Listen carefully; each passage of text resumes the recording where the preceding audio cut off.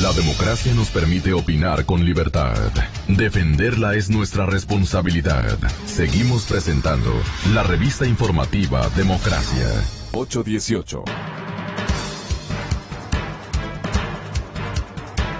Muchísimas gracias por la gentil comparecencia de los economistas Pozo, Maldonado Albán y López en la ciudad de Guayaquil. Quiero saludar también la presencia del abogado petrolero, el doctor Fernando Santos Albite, exministro de Energía, en la presidencia de León Febres Cordero. Qué interesante estuvo el tema de Taura para las personas que pudieron visualizarlo en la cadena Ecuavisa. Y bueno, recordando ahí el reporterismo de hace un montón de años, también fuimos parte de aquello. Doctor Fernando Santos, el señor presidente advierte que el incremento de los precios del petróleo está a la vuelta de la esquina, dice.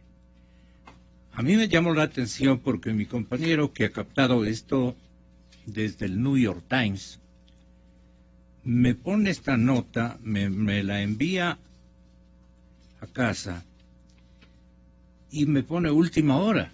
Claro, era última hora, pero desde luego me sorprendió. Digo, algo ha ocurrido en el seno de la OPEP o Arabia Saudita ha resuelto reducir 1 millón de barriles día, o la OPEP cosa igual. Digo, algo de eso debe haber pasado, que el presidente Rafael Correa, quien resultó no tan bien informado en la actual crisis, y es precisamente esa realidad la que nos tiene, y le tienen a él a punto de colapso, de una iliquidez pavorosa. Entonces ahora está buscando, miren ustedes, señores oyentes, distinguidos invitados, mecanismos para poder vender las cosas.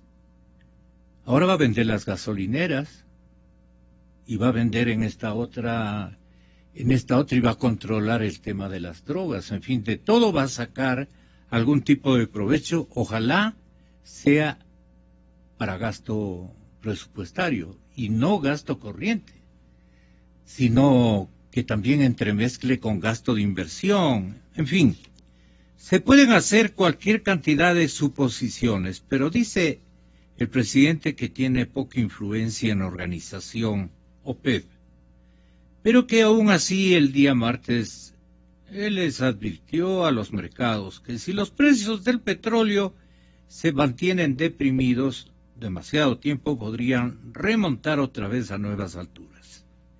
Él cree que va a haber una temporalidad, un ciclo, en el que los propios grandes importadores de petróleo o consumidores petroleros van a ver que los proveedores del hidrocarburo están en malas condiciones, naturalmente no reparten dinero en sus respectivas naciones y viene una contracción impresionantemente grave y que ellos van a hacer un reparo como países que manejan la liquidez en el mundo y van a decir muy bien, le pidamos a Arabia Saudita que baje su cuota de producción y Estados Unidos a la cabeza va a procurar que suba el precio del petróleo por la vía de la mayor demanda.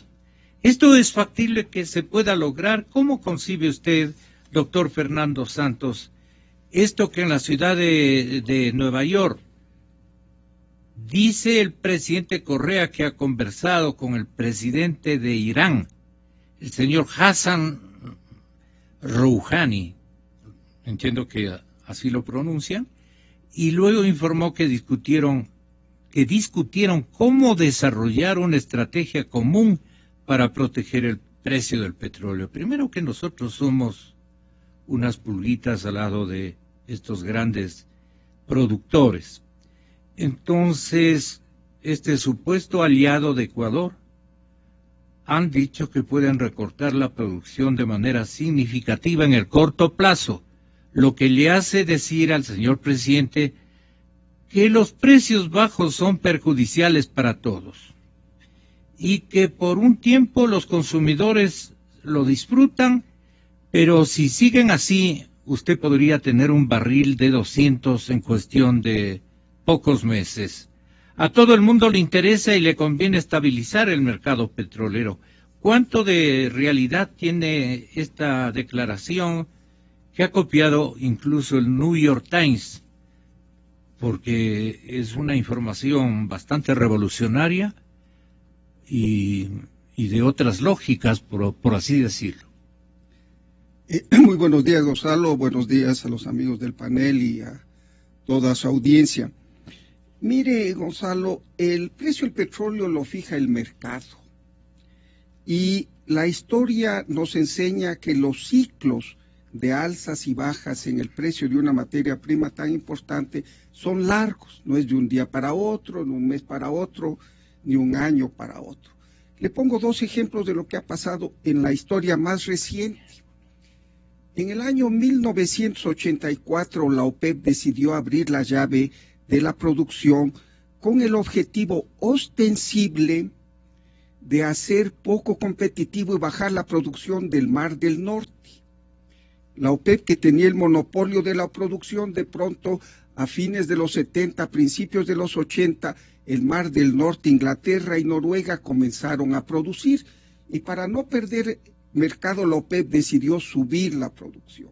Eso es ostensiblemente. Otros decían que la OPEP subió la producción para golpear a Rusia, que todavía era comunista y que dependía del precio del petróleo para mantener su sistema. El hecho es que en el 84 cayeron los precios y esta época de precios bajos duró 20 años. Del 84 al 2004 no pasaron de $30 nunca en un año el barril de petróleo. Menos de $30 en 20 años. ¿Qué pasó en el 2004? La China y la India, que eran realmente países subdesarrollados, comenzaron a desarrollarse, especialmente la China, y a consumir petróleo. Y a partir del 2004 la China comenzó un crecimiento vertiginoso de su parque automotor, de sus plantas de generación, usando petróleo. Y subieron los precios a $100, $150. Y este tiempo de los precios altos duró 10 años, del 2004 al 2014. O sea, se mide en décadas los ciclos petroleros, no en meses. Recién comenzamos el ciclo de precios bajos. ¿Y por qué comenzamos el ciclo de precios bajos? Porque la OPEP quiere mantener bajos los precios para que el crudo de esquisto de los Estados Unidos, de Argentina, de China, no se desarrolle y le quite mercado. Ha dicho el rey de Arabia Saudita hace poco que sean las fuerzas del mercado las que determinen el precio, y así sean 20, 10, 15 años. Entonces, esperar una subida súbita, milagrosa de los precios es ilusionarse. Es no estar bien informado también, ¿no? Es más, me sorprende que el presidente de la República hable con el presidente del Irán, el señor Rouhani, que está listo a inundar el mercado petrolero.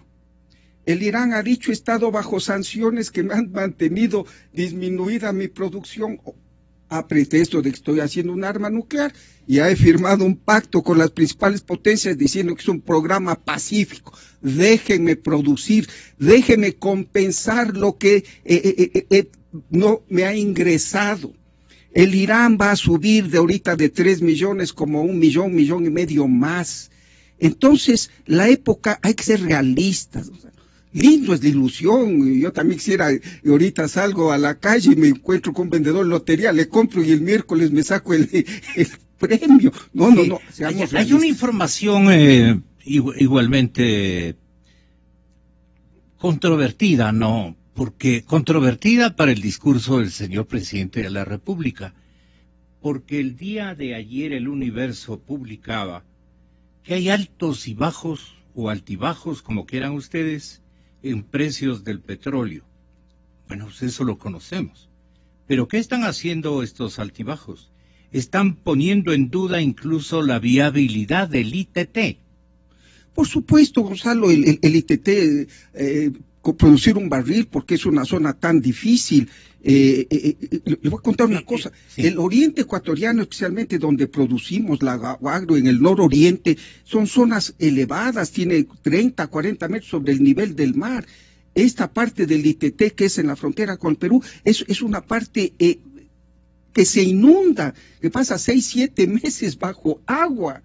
Entonces, el país no está preparado para una producción en un área así. Se necesitan nuevas técnicas. Es un crudo de 15 grados, literalmente una brea.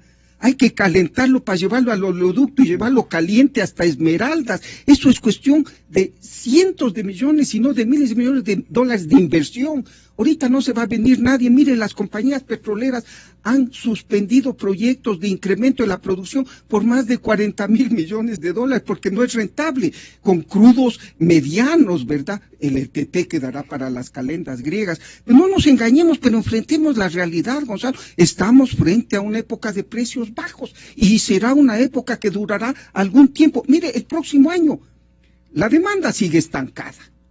Es más, la demanda de China va a caer el próximo año. Por el lado de la demanda, por el lado de la producción, el Irán va a poner 1,5 millones de barriles al día más en el mercado. Entonces, las condiciones están para un precio bajo y por los próximos años así. Así es que no vendamos ilusiones. A mí me gusta el optimismo y soy optimista, pero creo que una persona, si está al borde del abismo y está corriendo, no dice sigo corriendo, ¿no? Si no se para, no a ver a dónde voy. Exactamente, seamos realistas, los precios del petróleo bajos están aquí para quedarse. Uh-huh. Usted escribió mucho de esto este fin de semana, Gonzalo. Mi cordial bienvenida y muchas gracias por estar aquí. Gonzalo Maldonado Albán opina respecto a este gran tema, que está incidiendo en esta desaceleración de la economía, porque ya es una desaceleración, o no es una contracción simplemente porque ya la etapa esa ya ha pasado de 2 meses, estamos en el tercer mes prácticamente ya con estos resultados, trimestre, ya pasaron los 2 trimestres. Estamos en una recesión, Gonzalo. Buenos días. Exactamente, recesión. Es lo más grave, ¿no? Sí, digamos, es parte para... Contracción es menos grave que... Contracción y recesión básicamente son términos equivalentes. Desaceleración pudiera entenderse como un fenómeno previo a la contracción o a la recesión, ¿verdad? Y la depresión ya sería... digamos, un estado de profunda contracción económica. En este momento estamos, digamos, indudablemente, inequívocamente en un proceso recesivo. Yo creo que es un estado al que simplemente las cifras han oficializado, nos han dicho, pues, oficialmente que estamos así, porque creo que todos los agentes económicos ya sentíamos, de hecho, una grave contracción de la liquidez, de las ventas, del empleo, de la actividad económica en general. Entonces, solo quisiera abundar un poco a los comentarios que ha hecho Fernando.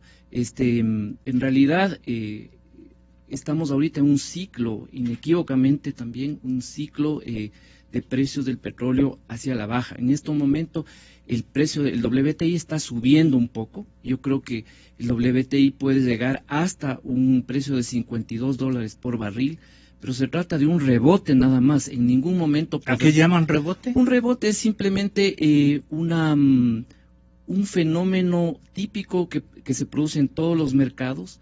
Los mercados cuando bajan, no bajan, digamos, con una pendiente continua, sino que bajan en una especie, dibujando una especie de gradas. Yeah. Entonces bajan, luego suben un poco y siguen bajando, ¿no? Entonces este rebote es el que estamos viviendo en este momento, desde unas 2 semanas básicamente.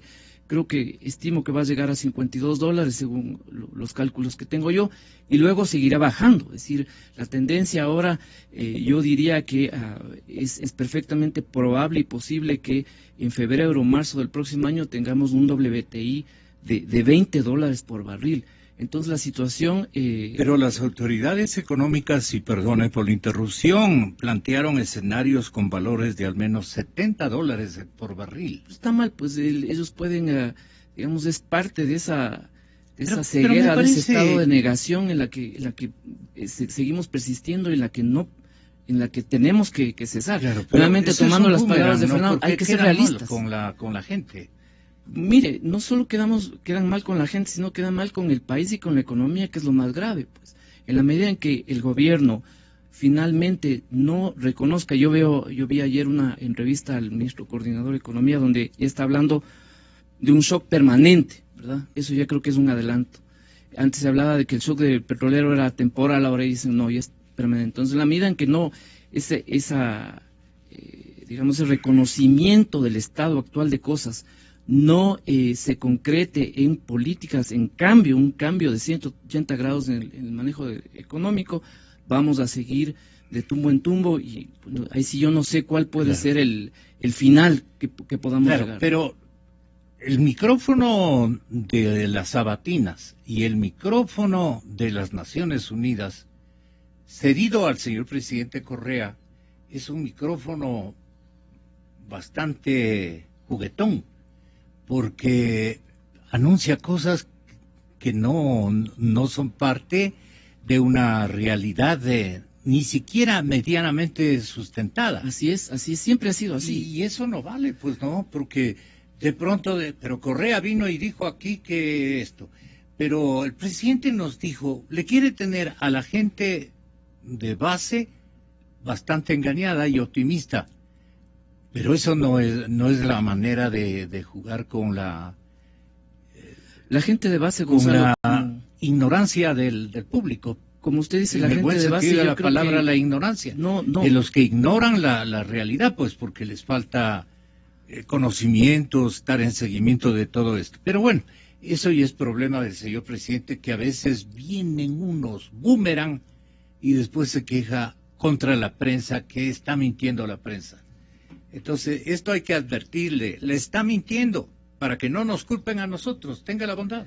Gonzalo, la gente de base, como usted las llama, la gente de clase media y clase media baja y baja, es la que más se está dando cuenta de la retórica mentirosa de cada sábado, porque esas personas somos las que diariamente vemos cómo el empleo cae, cómo las ventas caen, cómo la cartera vencida aumenta, en general cómo la actividad económica se va deteriorando. Entonces yo aquí creo que valdría la pena hacer un llamado de madurez política y bueno, si es que el presidente desea insistir en esa retórica, digamos, revolucionaria y todo lo que nosotros conocemos, bueno, que lo haga, pero que sepa distinguir y que haga una distinción en el manejo económico. Yo creo que es hora de que el gobierno realmente tome medidas importantes, como por ejemplo recortar el gasto, reestructurar subsidios y reestructurar deuda externa sobre todo. Señor presidente, con todo respeto, dice que el resto de países de América Latina no van a crecer. Solo el Ecuador va a crecer a un ritmo del 0,4%. Eso se come la inflación, pero en un tazo. No es ninguna buena noticia. Primer trimestre crecimos 0.1, segundo trimestre 0.3, pero en relación al mismo trimestre del anterior hemos crecido 3.2 y segundo trimestre 1%. Cuidado, que si quitamos la economía petrolera, que es la que más impacto tiene, la economía no petrolera incluso está mostrando mejor comportamiento. Aquí está la economía no petrolera. El primer trimestre nos decreció 0.2, pero el segundo trimestre nos creció 0.2 con respecto al trimestre anterior. Veamos con respecto al mismo periodo del año anterior. La no petrolera, que es la que genera empleo, en el primer trimestre con respecto al mismo primer trimestre del 2014, creció 4.3%. Es una tasa muy importante. Y el segundo trimestre, 2.4%. Con respecto al segundo trimestre del 2014. Estos son tan buenos resultados que no creo que se repitan en el tercer trimestre. El tercer trimestre las cifras van a ser mucho menos buenas porque ha sido un trimestre durísimo, compañeros, donde todo el mundo nos decía que en el segundo semestre se iba a recuperar el precio del petróleo. Siguió cayendo. y cayó incluso más. Pero fíjense el desempeño de América Latina. Todos estos años hemos crecido más que el promedio regional sin tener tipo de cambio, y este año, insisto, proyectamos un crecimiento de 0.4, bajo, pero América Latina va a crecer 0. Exa FM. El tema petrolero y el tema fiscal no son aficiones muy significativas de parte del señor presidente y sus conocimientos macroeconómicos. Yo siempre advertí aquello. Y hasta le dije alguna vez, a usted no le gusta lo fiscal. Y también falla en el seguimiento del negocio petrolero. Un presidente de un país productor tiene que estar súper filito para estos temas, ¿no? Está diciendo que el petróleo en uno de estos días podría pegarse una levantada. Y esos ciclos no se los configura de esa manera. ¿Verdad, señor economista Mauricio Pozo? Muy buenos días. Buenos días, Gonzalo. Un gusto compartir la mesa con los colegas. Primero me parece, Gonzalo, que no deberíamos volver a apostarle a los precios del petróleo. Me parece que debemos ser bastante más responsables en el país y no estar aventurados a que el precio suba, se mantenga o inclusive pueda bajar más. Debe sustentarse la política económica en criterios de orden y de disciplina. Pregunto yo, ¿qué están esperando? ¿Que sube el precio del petróleo nuevamente para que nuevamente puedan gastar bastante más de lo que han venido gastando en los últimos años? O sea, ¿quieren nuevamente volver a repetir recurrentemente al desorden fiscal? ¿A eso es lo que queremos llegar? ¿O debemos volver a principios que se trató de imponer en el año 2003 con la Ley de Transparencia y Responsabilidad Fiscal, donde el país a lo largo de los años iba poco a poco teniendo menos dependencia de los precios del petróleo y de los ingresos petroleros? Iba a depender cada vez más de ingresos no petroleros, como son los ingresos tributarios. Me parece que estamos nuevamente apostándole a una situación que el Ecuador de ninguna manera maneja, y no porque el presidente se reúna con el presidente de algún otro país, eso va a implicar que los precios van a mejorar, lo cual me parece que es un tema que no corresponde. Lo que el presidente quiere es, digamos, denotar a la ciudadanía que él está súper bien informado, incluso sobre ustedes, ¿no? Que hacen No sé si estará mal o bien informado. Lo que sí es verdad es que la economía no funciona así. La economía funciona en base a lo que ocurre en los mercados internacionales, y esto no se arregla con una conversación entre un presidente de un país marginal en producción con otro presidente. Me parece que eso así no es el tema. El otro asunto, Gonzalo, es que usted tiene una clara manifestación de contracción económica en el Ecuador, no solamente por lo que ya muestran las mismas cifras los 2 trimestres consecutivos, sino que hay un cúmulo de indicadores que así lo evidencian.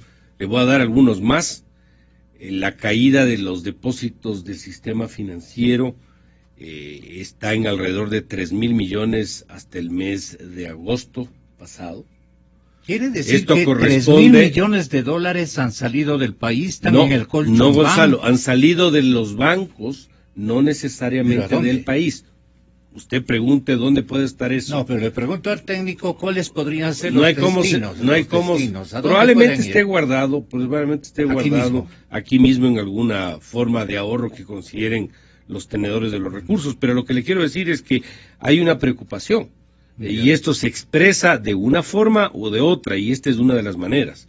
En segundo lugar, pregunta a las empresas. Es cuestión de preguntarles a las empresas cómo están vendiendo y cómo vendían antes. Pero la crisis no es generalizada, según manifiesta, y le averigüemos por qué manifiesta Gonzalo Maldonado Albán, que la crisis él las advierte no tan generalizada en el ámbito de la industria, por ejemplo. Tenga la bondad. Después le devuelvo la... Gracias, Gonzalo. A ver, no es generalizada si usamos los parámetros internacionalmente aceptados, ¿verdad? Básicamente un economista que los puso en boga, se llama Julius Hiskin. Él dice, para que sea generalizada, tiene que al menos el 75% de los sectores de una economía tener una contracción económica. Por el momento, no, eso dicen las cifras del Banco Central, no tenemos un panorama así, porque hay sectores como como la acuicultura, por ejemplo, o el camarón, que no dependen tanto del ciclo económico, sino más de eventos de orden natural. Ahora, esas dos industrias se van a ver gravemente afectadas ahora con el advenimiento del Niño.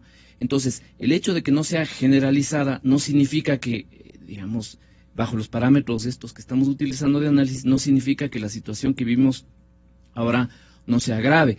Además de la caída de los depósitos que menciona Mauricio, yo diría que hay otro indicador que es digamos, supremamente incuestionable y preocupante, que es el del empleo, o el desempleo más bien.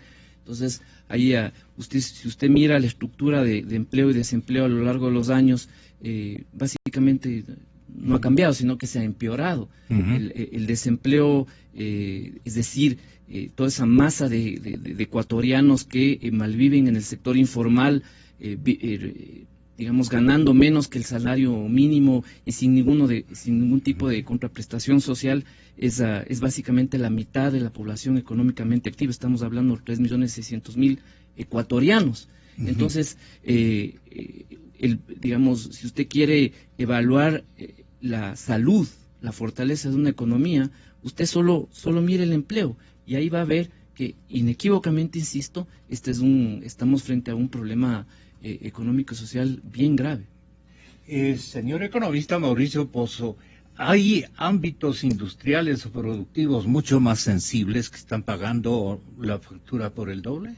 Bueno, hay sectores, Gonzalo, que obviamente se ven más afectados que otros. No, esto no es una línea recta. Hay sectores que son golpeados. Le doy un ejemplo. ¿Depende de qué? Depende de cuán sensible es el sector al entorno. Por decirle, la actividad de la construcción, por dar un ejemplo, que ha sido el gran motor del crecimiento en estos años. Ahora viene siendo que es el gran perjudicado de lo que está ocurriendo, porque construcción no existe si no hay financiamiento. Y la actividad de crédito de los bancos se ha reducido grandemente porque los depósitos han caído, que es una suerte de consecuencia de aquello. En segundo lugar, las propias iniciativas del gobierno con la ley de herencia y ley de plusvalía, que también ha incorporado una variable de preocupación adicional, donde todo el mundo se pregunta, ¿compro una vivienda o no compro una vivienda? ¿Hago un proceso de donación de herencia? ¿Qué mismo hago? Entonces eso incorpora otro factor adicional de preocupación. Es un tema también importante mencionar, Gonzalo, que usted puede tener 10 sectores económicos, donde, como ha explicado Gonzalo, usted puede tener 7 más o 7 menos que estén cayendo. Pero eso no quiere decir que los sectores tengan la misma participación en el total de producción nacional. Una cosa es lo que un sector pueda crecer o decrecer, claro. Otro es cuánto participe en la producción. O sea, no podemos comparar, por ejemplo, lo que aporta el sector de acuicultura con lo que aporta el sector petrolero o con lo que aporta el sector de construcción. Entonces hay sectores que por su tamaño y su ponderación pueden afectar más o menos a la actividad económica general. También otra aclaración para el gobierno. Siguen insistiendo en que la economía petrolera, que la economía no petrolera. No hay cómo separar en la política económica así las cosas. Eso está bien para un pizarrón de clase, Gonzalo. Pero para la política económica, cuando usted tiene un problema de recursos y cae el precio del petróleo y hay menos liquidez, se afectan todas las actividades económicas, porque hay menos plata para poder financiar actividades, así no estén directamente relacionadas. Entonces no es que podemos volver a la retórica de que esto genera empleo y esto no genera empleo. Todas se ven afectadas por una situación así. Por eso es importante no estar esperanzados, dependientes de un precio que el mercado internacional lo fija y no lo fija el Ecuador. El otro elemento que me parece también importante mencionar es que nuevamente se insiste en que si tuviéramos el tipo de cambio. ¿Quién ha dicho que el tipo de cambio garantiza un no impacto en términos de empleo? Lo que habría pasado con tipo de cambio aquí no quiero ni imaginarme lo que habrían hecho con el tipo de cambio si el país no estaría dolarizado. Probablemente lo habrían usado en exceso, con efectos nocivos en la actividad económica, vía inflación, o vía tasas de interés, o vía algún otro desfogue que la economía siempre Porque el objetivo, expresa. ¿Cuál es entonces para este gobierno? A mí me da la impresión que el gobierno no está en la línea de aceptar que se ha equivocado, que no ha manejado las cosas de manera correcta, que lo que siempre se dijo de ahorrar para enfrentar estas situaciones era lo correcto, que gastar 3 o 4 veces de que lo que crece la economía no era lo correcto, que expandir los subsidios al nivel que han llegado tampoco era lo correcto. Entonces, como no acepta eso, entonces se empieza a buscar de que el mercado internacional, que los ricos, que si tuviera el tipo de cambio, es decir, buscando siempre de alguna manera culpables en otras esferas y no en las propias decisiones de gobierno. Por ejemplo, doctor Santos, el señor presidente anunció este sábado que el Latinbarómetro, o sea, le da muy buenas referencias de la manera como está manejándose la economía ecuatoriana. Y que hay en el pueblo ecuatoriano, porque son de estudios de reacción social, estos que realiza Latinbarómetro, esta me decían que tiene su sede en Lima, ¿alguien dijo? No. Pero bueno, esto ponderó de Latinbarómetro en relación a qué somos este momento, coyuntura peligrosa en el país. Satisfacción con la democracia. Ecuador, después de Uruguay, yo creo que le dije que era el primer país, es el segundo país con mayor satisfacción de la democracia. Qué fracaso para los de siempre, que se pasan diciendo que aquí no hay democracia, que hay dictadura, que hay autoritarismo. ¿Recuerdan o no? ¿Qué dice nuestro pueblo? Que tenemos una democracia vibrante y la satisfacción con la democracia es de las más altas del continente. Quiero decirles que en este año difícil el promedio en América Latina de satisfacción con la democracia ha bajado y el promedio se encuentra en 37% de la población que dice está satisfecha con la democracia. Pues en nuestro querido Ecuador el 60% está satisfecho con la democracia, solo superados por Uruguay con 70% y nos sigue Argentina con el 54%. Se gobierna para bien de todo el pueblo, la percepción de la gente. Ecuador en primer lugar, el promedio de América Latina es 29%, Ecuador en primer lugar con 56%. Aquí superamos al mismísimo Uruguay. ¿Y por qué digo el mismísimo Uruguay? Porque Uruguay es el país de desarrollo relativo más alto de América Latina. Pero en cuanto a la percepción de la ciudadanía, de un gobierno que trabaja por el bien común, en primer lugar, nuestro querido Ecuador. XFM. Doctor Santos, usted lee permanentemente bien a la gente, especialmente de la clase media. A la clase popular, pues, bien complicado. Si le oyen hablar bonito al señor presidente, lo que han de decir es, bien ha de estar, pues. ¿Qué más puede decir la gente? Así es. Mire, Gonzalo, comparemos manzanas con manzanas y peras con peras. Lo que el señor presidente de la República está diciendo puede ser verdad, no lo dudo. No conozco a Latinbarómetro, la satisfacción pero pues, sobre la democracia. Con la democracia, que es un valor, no con el presidente de la República. En el Ecuador no le gustan las dictaduras, punto. Pero no eso quiere decir que sea un respaldo al presidente de la República, ni de lejos. Es la democracia con el valor democrático. Y mire, Gonzalo, aquí Gonzalo, que está al lado mío, ha hecho una reflexión muy interesante. ¿Cómo medir la salud de la economía?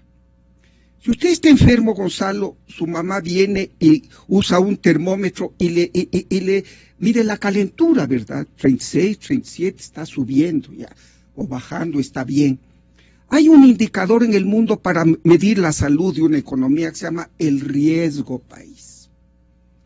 El riesgo país en las últimas 4 o 5 semanas del Ecuador ha caído en picada. Estaba en 1.250 y va a llegar a 1.500, está en 1.490, 250 puntos, que es todo el riesgo país del Perú en 5 semanas. Esto quiere decir que estamos, pero cayendo al precipicio, ¿verdad? Como nos ven afuera. Aquí no decimos nada. Aquí no decimos nada, por supuesto. ¿Por qué? Porque es un factor exógeno. Eso es como nos ven nosotros. Mire, el señor presidente de la República se fue a las Naciones Unidas y lo dijo la Secretaría de Prensa, que quería entrevistarse con el presidente de China, ¿verdad? Porque China nos presta dinero. No hubo tal reunión. ¿Qué síntomas con el único prestamista de última instancia que tenemos? Vino el presidente de China y se saltó el Ecuador, ¿verdad? Vino Brasil a Chile, Perú, se saltó el Ecuador, ya fue a Colombia, ¿verdad? Ignoró al Ecuador. Segundo síntoma, hace pocas semanas China celebró los 70 el 70 aniversario de la rendición del Japón, ¿verdad? Que China le ganó en la Segunda Guerra Mundial en el año 1945. Invitaron a todos los presidentes amigos de China. Ahí estuvo el señor Maduro, los de Centroamérica. No estuvo el nuestro. Y hoy no lo reciben las Naciones Unidas, porque para eso se fue. No para hablar con el de Bielorrusia. El de Bielorrusia le ha de haber dicho, présteme plata. Ni el Irán ni le conoce. Entonces, ¿quién le prestaba? ¿El de Bielorrusia? El Ecuador tiene que prestar a Bielorrusia, el país está en la quiebra, ¿no? Entonces, Gonzalo, si estamos en picada con un riesgo país que se está yendo realmente al fondo del precipicio, con el único prestamista que ya no nos presta, no podemos seguir metiendo la cabeza debajo de la arena. Hay que un rato reconocer y no tratar de decirle a la población, hay apoyo a la democracia. Por supuesto, si pregunta ahorita usted, viene un señor encuestador y dice, ¿usted cree en la virtud? ¿Usted cree en la bondad? ¿Usted cree en la caridad? ¿Usted cree en el bien común? ¿Usted cree en la democracia? Claro, 100%. Pero eso no quiere decir que respaldemos las políticas del gobierno. No se engañe, que no se engañe a la ciudadanía. Uh-huh. ¿Qué le parece a usted, doctor Maldonado Albán? Importantísimo el asunto del riesgo país. A ver, pensando ya digamos, en acciones inmediatas que debería tomar el gobierno. ¿Qué mide el riesgo país? El riesgo país es básicamente el rendimiento que pide un inversionista de afuera solo por entrar al país, solo por estar en Ecuador, solo por comprar un bono emitido por el Estado ecuatoriano. Entonces, a eso le tiene que sumar, digamos, hay un inversionista, qué sé yo, en cualquier sector, en el sector hotelero. Claro. Entonces, si solo para entrar al país necesita 15%, básicamente de lo que nos está informando Fernando, 15%. Tiene que sumarle eso un riesgo de la industria y luego un riesgo de la inversión, una prima de riesgo por la inversión. Entonces, lo que hace el riesgo país es distorsionar por completo cualquier proyecto de inversión porque le pone una barrera de entrada enorme al ingreso de recursos productivos al país. Entonces, es muy bien traído a colación el tema. Lo que el Ecuador y las autoridades deben hacer ahora mismo es intentar, a través de medidas locales, bajar esa percepción de riesgo, bajar el riesgo país, no sé, pues está extremadamente alto. Por lo menos a la mitad. Pues. Entonces, ¿cómo hacemos? ¿Qué es lo que deberíamos hacer? Exactamente, ¿qué hacemos? El problema central que tiene el Ecuador es fiscal. Y la variable clave que, digamos, donde se ve ese problema, curiosamente, es monetaria, es liquidez, ¿verdad? Entonces, lo que tenemos que hacer como país es racionalizar las finanzas públicas, como Mauricio lo ha dicho, y muchísimos otros economistas, incluso de distintas visiones y tendencias. Es importantísimo que el sector público comience a generar ahorro, es decir, comience a acumular depósitos en el sector financiero, para que esa liquidez se vea y esa liquidez comience a, digamos, circular en la economía a través de créditos productivos. Eso es absolutamente esencial ahora para que podamos comenzar a bajar el riesgo país, por un lado. Y por otro, hay que tomar medidas de fondo, como dije, como las que mencioné al inicio del programa, que son reestructurar la deuda, hay que volver al Fondo Monetario Internacional, hay que volver al Banco Mundial, aun cuando eso suponga un costo político que yo creo que va a ser, digamos, muy, muy bajo en comparación con el costo económico. Pero, doctor, todavía el Ecuador no ha atravesado por dos circunstancias que me parecen van a ocasionar prácticamente el final de un ciclo complicadísimo, o la inauguración en lo de crisis, recién con el fenómeno del Niño y recién cuando este volcán que los mantiene amenazados, más o menos nos haga calcular el escenario del impacto que eso va a producir. Porque hay varios escenarios. El Cotopaxi ha erupcionado de diferente forma, de 5 formas, desde etapas hasta prehistóricas. Pero lo último es un escenario 3, gravísimo, muy grave. Si eso se repitiera, sería mortal para la economía ecuatoriana. Inmortal también sería el otro tema del fenómeno del niño. ¿Por qué entre los tres que manejan tan bien la economía no nos están calculando lo que va a costarnos no solamente prepararnos para administrar la crisis que sobreviene, sino el daño por tantos años de producción que podría estar acarreando lo uno y lo otro? Porque estamos seguros, si le preguntamos al señor presidente de la República si él tiene ese cálculo del impacto que podría estar, yo creo que no va a poder contestarnos, porque dirá, nadie puede predecir, esa es la palabra, predecir lo que nos vaya a ocurrir con los dos fenómenos. Pero alguien tiene que calcular más o menos cuánto podría producir el escenario número 3, según el Instituto Geofísico de la Escuela Politécnica. El 3, ese apuestan ellos como técnicos que podría reproducirse en la erupción, que en semanas seguramente va a ser una realidad. Doctor Gonzalo Maldonado. A ver, esa pregunta no me gustó. No, es una pregunta correcta, pero digamos es incalculable esa cifra. Yo conversaba hace algunas semanas con científicos, con técnicos que monitorean la actividad del volcán y el posible impacto, y me comentaba que para modelar eso, digamos, eso es inmodelable porque hay 21.000 variables de esa cifra media. Entonces no hay computadora en el mundo que pueda modelar un escenario con 21.000 variables, ¿verdad? Entonces yo lo que podría decir al respecto es que con más razón todavía, si es que tenemos dos eventos naturales inminentes que van a ocurrir en simultáneo, ojalá que no. Entonces, con más razón todavía, el país y el gobierno deberían establecer las condiciones para que se produzca una recuperación lo más rápida posible. ¿Cómo se producen las recuperaciones? Atrayendo inversión, es decir, en infraestructura.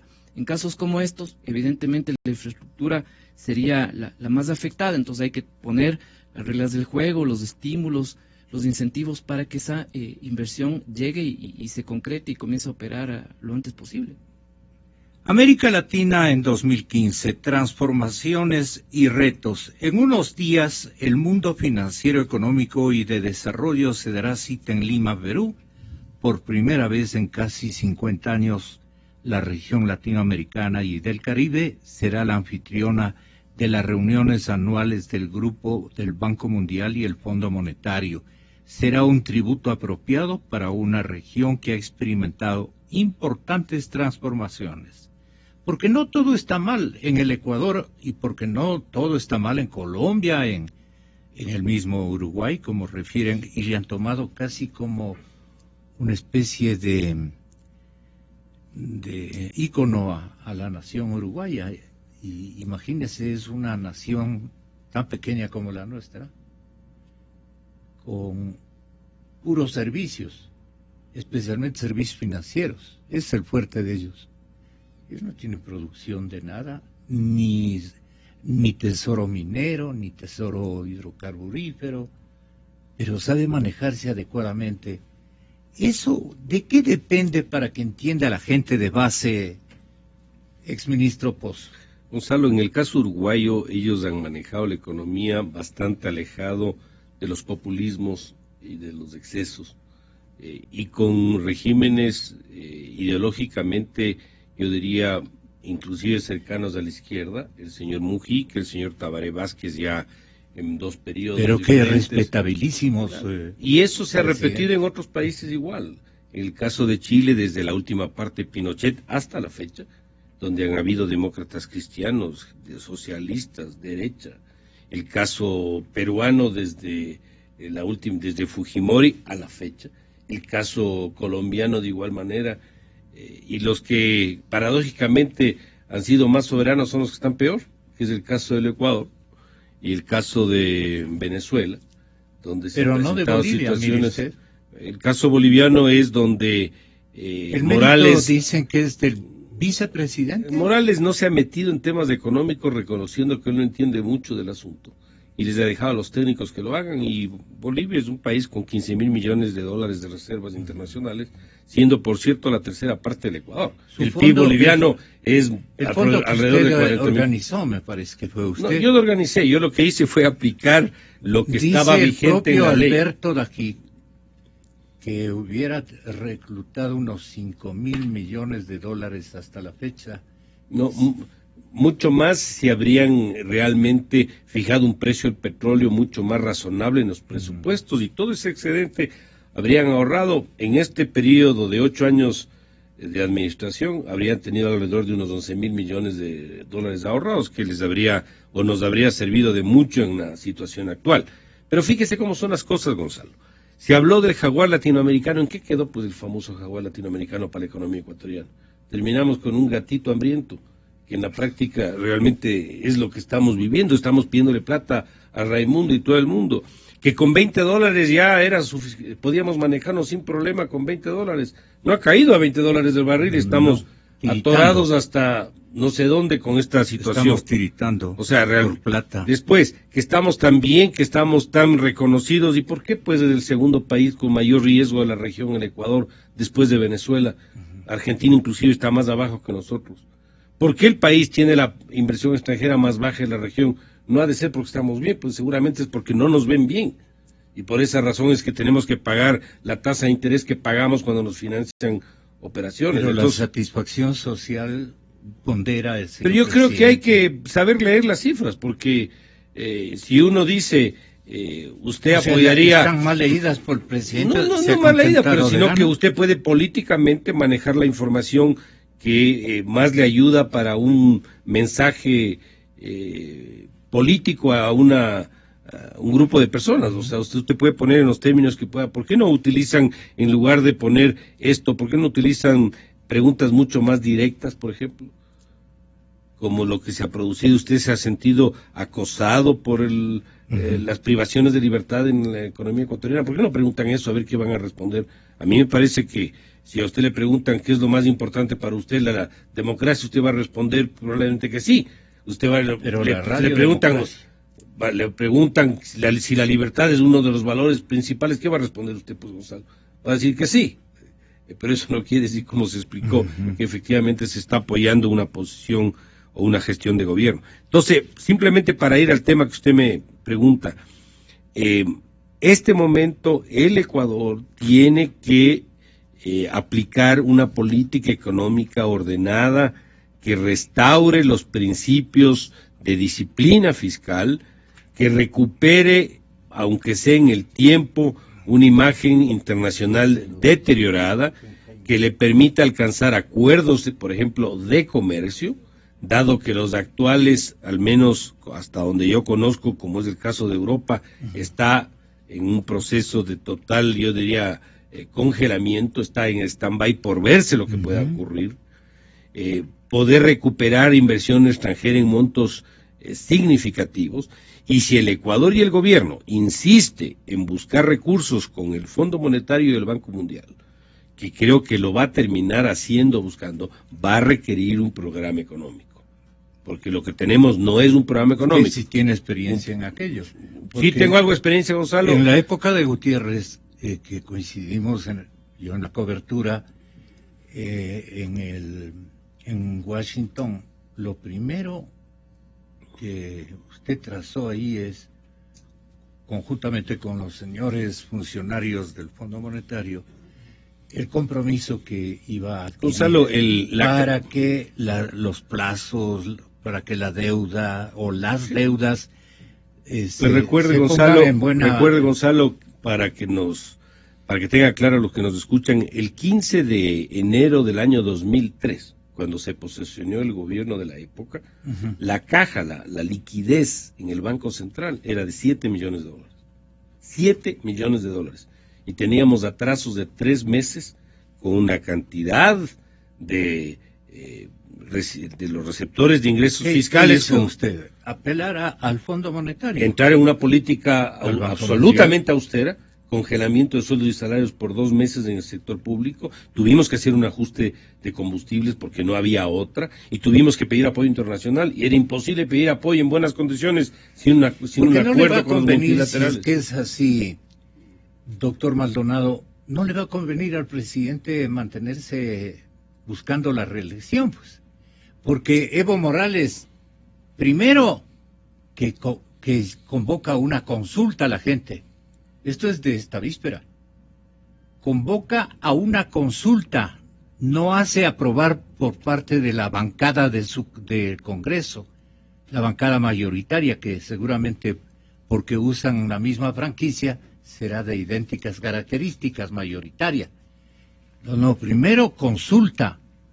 ¿Quieren o no quieren crearme la posibilidad de quedarme yo en la presidencia de la República? Es una consulta actualizada, no de una mayoría del tiempo de la chispa de este régimen, pues no, eso una variable. Y la otra cosa es que el presidente ha hecho méritos, por lo menos en algunas cosas, me refiero a Evo Morales. Aquí estamos complicadísimos, porque no siguió, el presidente Correa, con todo respeto, no siguió la metodología de Evo Morales. Vaya a saber por qué se diferencian en esa concepción. Pero ¿qué es lo que puede estar ocurriendo con la economía ecuatoriana con un presidente de Alianza País? Y el pobre presidente que resultara triunfador y que no sea de Alianza País, en la hipotética circunstancia, le va a tocar pagar una factura terrible. ¿Cómo ve usted esa perspectiva? Claro, ahí efectivamente Correa tiene una especie de dilema hamletiano, ¿no? Es decir, o continúo con mi agenda política, la que he tenido siempre, ¿no es cierto?, que es cooptar todos los poderes, eternizarse en el poder y en la presidencia, y conseguir una reelección, por un lado, o atender un problema que al principio de alguna manera minimizó, pero que cada vez está sintiendo que es más fuerte. Entonces, algún momento tendrá que decantarse por el tema económico, ¿no?, que cada vez se va poniendo más grave y preponderante. No sé cómo va a solucionar, no veo yo la forma como se puedan conjugar ambas agendas. Ambas agendas son absolutamente contrapuestas. Finalmente, como ciudadanos, lo que tenemos que exigir es que el gobierno se encargue de el bienestar de todos los ecuatorianos, y no que se preocupe por una agenda de un movimiento político, ¿verdad? Entonces aquí, y coincidiendo plenamente con lo que dice Mauricio, al gobierno lo que le corresponde en este momento es bajar el nivel de la estrategia, de la agenda política, y concentrarse de lleno en los problemas económicos que tenemos. No me gusta, ¿verdad? No, mire, yo creo que si seguimos difiriendo este asunto, aquí la variable tiempo se va a volver en nuestra contra. En la medida que sigamos pateando hacia adelante el problema, vamos a tener un costo cada vez mayor. Y no estoy hablando de aquí a 2 años, no estoy hablando de aquí al 2017, estoy hablando de aquí a 4 meses, ¿verdad? Yo insisto, creo que el WTI puede estar en marzo o en abril a $20 por barril. Entonces, frente a esa situación, hay que tomar medidas urgentes como las que ya se han dicho aquí con absoluta claridad. Uh-huh. En el marco de la 71 Asamblea de la Sociedad Interamericana de Prensa, el periodista Andrés Oppenheimer, que tiene un programa de opinión los días domingo en CNN, entrevistó en días anteriores al premio Nobel Mario Vargas Llosa. No sé si ustedes pudieron advertir, si lo han hecho, qué mejor para los oyentes que no, y los televidentes. A Dios gracias que ahora ya tenemos, con un cambio de nuestra producción increíble. Estoy muy contento, y casi 2 años de trabajo, y aún siguen las cosas, ojalá hacia arriba.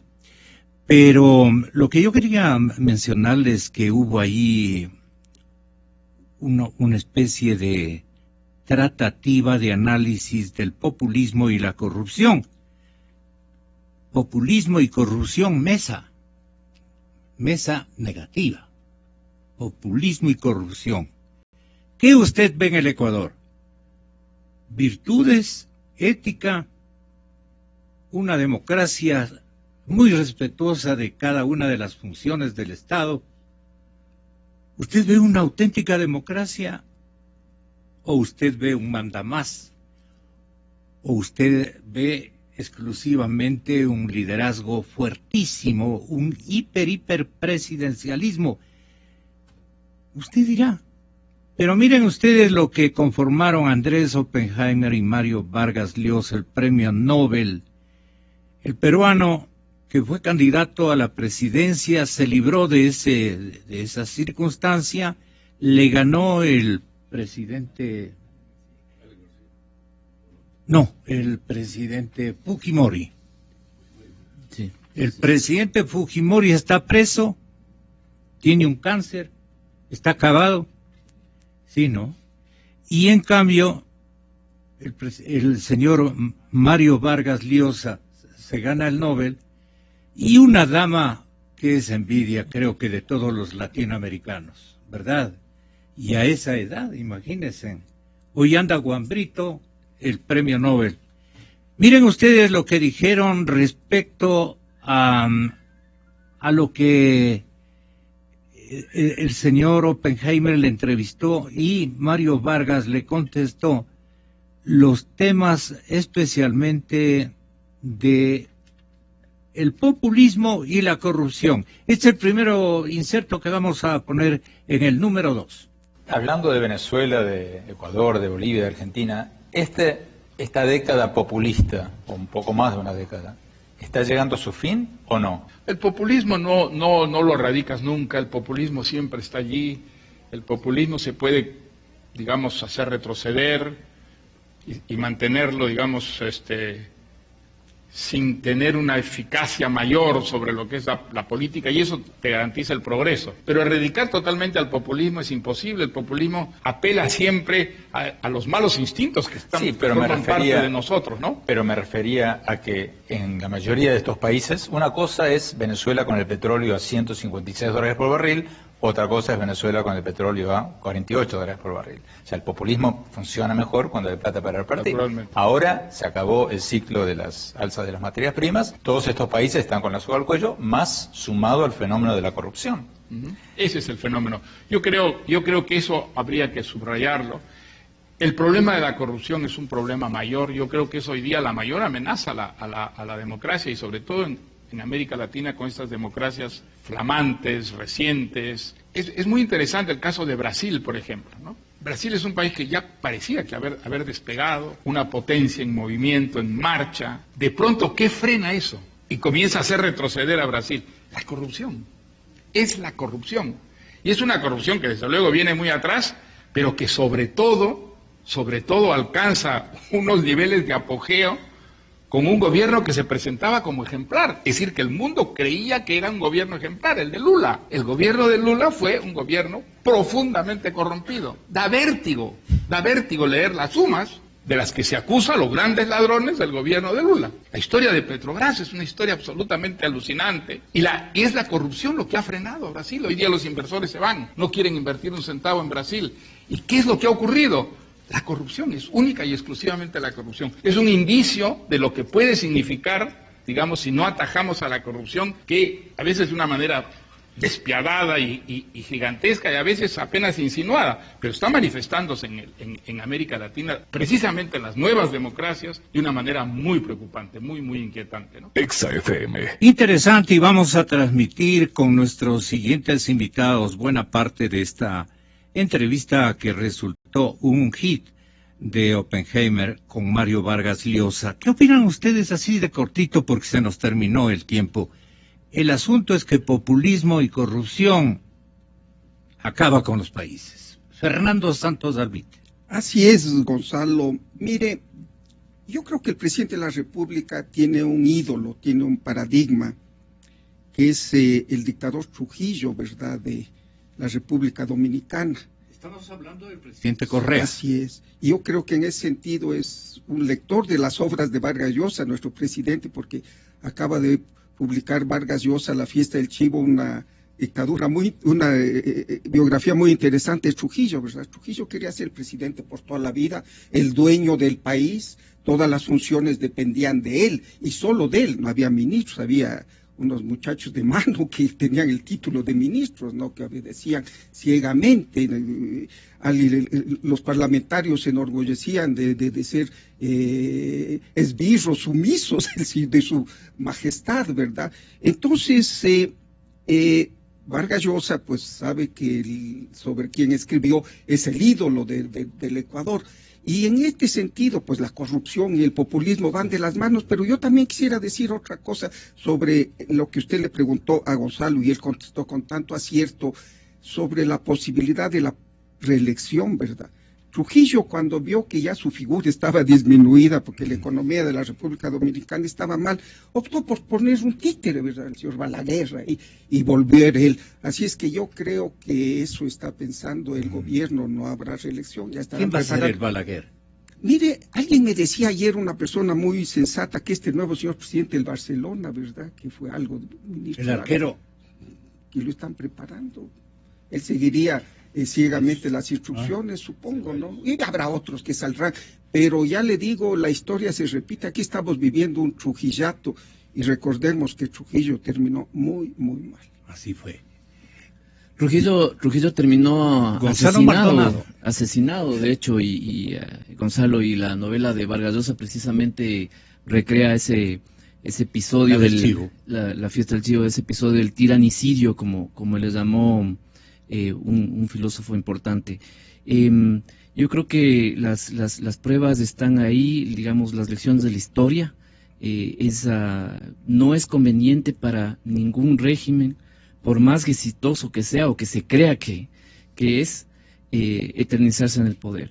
Hay vicios, digamos, que se van conformando inevitablemente. La acumulación del poder genera por sí mismo vicios que después le pasan la factura al país y al gobernante al turno, tal vez. Y respecto del turno, que posiblemente el estratagema del señor presidente ha funcionado diciendo, dejo a uno de los míos con seguridad, le podemos hacer ganar.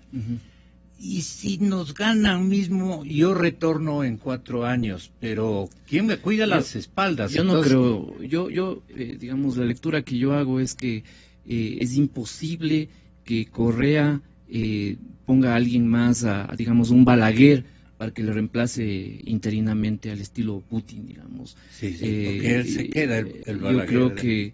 Yo creo que Correa va a insistir en quedarse, porque creo que finalmente sabe que si sale del poder nunca más le van a permitir volver, porque se va a ver realmente lo que él era. Entonces yo creo que la lógica ahí es quedarse en el poder hasta, digamos, siguiendo el modelo venezolano y finalmente cubano. Esa es mi lectura. ¿Usted tiene cualidades para politólogo? Tenga la bondad de economista Mauricio Pozo. Gonzalo, yo quiero hacer referencia a algo que dijo el premio Nobel Vargas Llosa. Yo creo que el populismo se nutre de los recursos, y el populismo toma fuerza cuando los recursos son más abundantes. No es lo mismo hacer una encuesta sobre lo que opinan de un gobierno con precios del petróleo de 100 que con precios del petróleo de 30, eso le puedo garantizar. Y después de 8 años de abundancia, sin duda lo que todavía se percibe es de esa abundancia, no decanta todavía el proceso que estamos los más involucrados en temas económicos viendo que se va acercando y que ya se empieza a hacer presente. Y en ese sentido habrá que ver hacia adelante ya cuando tengan que priorizar cosas, cuando la plata no esté en exceso, cuando el financiamiento no esté abierto, ¿cómo lo van a hacer? Porque no es lo mismo ser ministro de Finanzas con petróleos de 30 que con petróleos de 150. Eso sí le puedo garantizar. Muchas gracias, caballeros. Se han lucido. Señoras y señores, esta es la noticia libre.